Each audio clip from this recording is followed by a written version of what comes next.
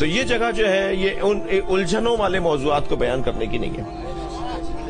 میں آپ سب سے، بچوں سے، جوانوں سے، بزرگوں سے گزارش کروں گا کہ میں خطیب، میں ذاکر جب یہاں آ کر زندہ باد مرد آباد حلالی حرامی کی باتیں کروں کسی موضوع پر، تو خدا کے لیے کم سے کم پرچی اس کو ضرور بھیج دیں کہ بھائی یہاں پر یہ والی باتیں نہیں کرو۔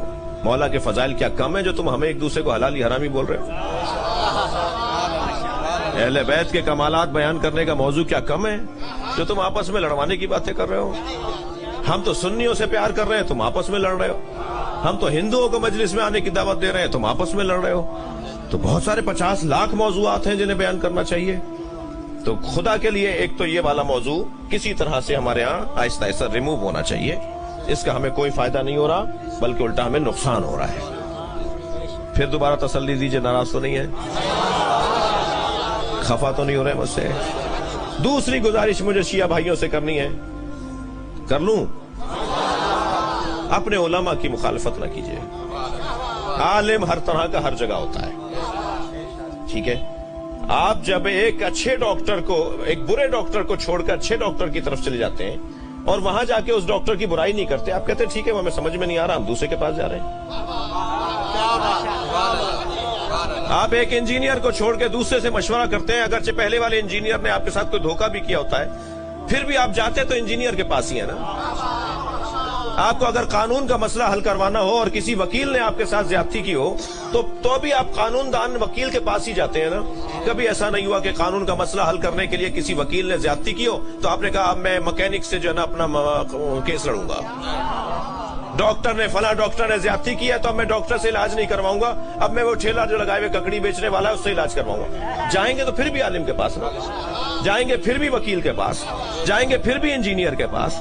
تو جس کو چھوڑ کر آپ جا رہے ہیں اس کو کیوں یاد کیے بیٹھے؟ جو اچھا آدمی ہے اسے یاد کیجئے۔ معصوم تو صرف 14 ہے نا، معصوم تو صرف 14 ہے۔ سب سے غلطیاں ہو سکتی ہیں، سب غلط ہو سکتے ہیں، کوئی ایک صحیح ہوگا 50 غلط ہوں گے۔ تو ہمیں صحیح کو ذہن میں رکھنا ہوگا۔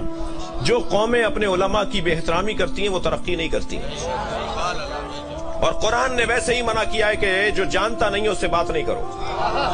میں تو بریلوی اور دیوبندی علماء کے احترام کا قائل ہوں۔ اگر آپ کے علاقے کے اندر کوئی بریلوی مفتی عالم دین رہتا ہے اور آپ کو سامنے نظر آ جائے، آگے بڑھ کر اس کا احترام کریں، اسے سلام کریں اور جتا کے کریں کہ میں شیعہ ہوں اور آپ کا احترام کر رہا ہوں۔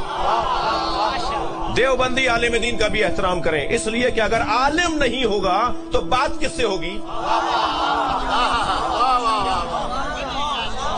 قرآن تو منع کر رہا ہے کہ جاہلوں سے بات نہیں کرو۔ اذا خاطبهم الجاہلون قالوا سلاما، جب ان کے سامنے کوئی جاہل آ کے کھڑا ہوتا ہے وہ سلام کہہ کے گزر جاتے ہیں، بات نہیں کرتے۔ بات تو عالم سے ہوگی نا۔ تو خدا کے لیے اپنے علماء جو غلط ہیں ان سے آنکھیں بند کر لیجئے۔ سب صحیح نہیں ہے، مجھے پتا ہے، میرے قبیلے کے حالات بہت اچھے نہیں ہیں،